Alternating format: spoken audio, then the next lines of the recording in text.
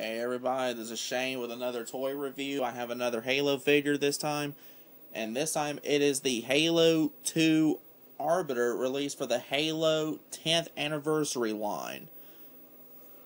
This figure came out late 2011. Now there were 5 figures overall for the first line. There was the Halo Combat Evolved Master Chief. There was a Halo 3 Cortana. There was a Halo 2 Arbiter. I'm trying to remember the other two. There was a Halo 3 Spec Ops Grunt.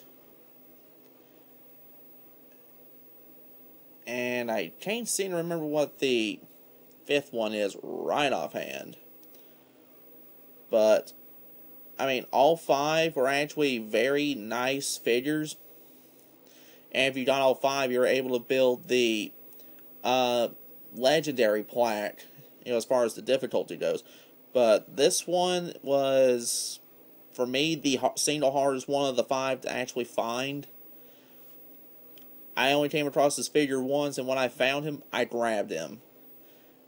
Now, there's actually one thing about this particular Arbiter I do like over the Halo 3 Arbiter, and all this one is a repaint of the Halo 3 Arbiter. All they did was change his armor color from a bronze to a silver color. That's really all they did. But there is one thing about this particular one I like better over the Halo 3 one, and that's his hands. They actually changed the hands. No longer are his opposing thumbs actually, closed like that. They're actually spread apart, so you can actually have him hold a Covenant carbine. You can actually have him hold a multitude of different weapons if you want to. And just being able to have a smaller scale Arbiter, and I am thinking of the old Joyride Arbiter, but just to have a smaller, more detailed Arbiter hold one of my favorite Covenant weapons actually makes me a happy nerd. But now that I've talked about that, let me go ahead and point out one little gripe I actually do have about the figure. Now, if you remember how the Arbiter looks from Halo 2, there's one little thing that didn't change, which is his mandibles right here actually have armor. His mandibles did not have any kind of armor in Halo 2. They were just exposed. They were just there. He didn't have the armor for his mandibles till Halo 3. But, aside from that, I really don't have any real complaints about this figure other than my little technicality. But as far as his articulation goes, he bends up at the elbows. You can see it just stops right there at the shoulder armor. He does fully rotate. He does bend at the elbow. And both of his hands fully rotate. He's got that in both of his arms.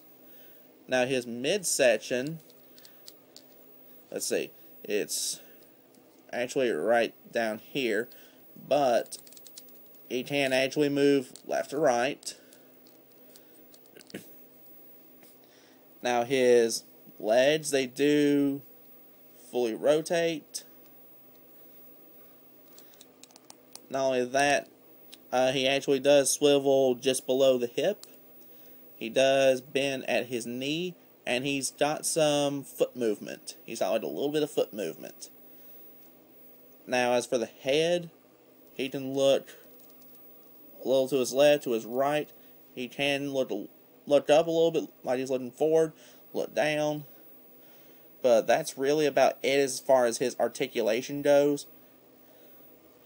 But overall, I actually do really like this Arbiter. It's a nice addition in this scale to have the Halo 2 style Arbiter. I mean, I wish McFarlane could have took like the extra little bit of time, just remove the armor right there. But I mean, other than that, I'm really not gonna complain about that. I mean, I'm just glad McFarlane actually released a Halo 2 style Arbiter. But overall, if you find him, get him.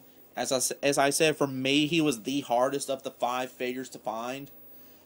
But, I mean, that's just my take on the Halo 2 Arbiter for the Halo Anniversary line. You have a good day.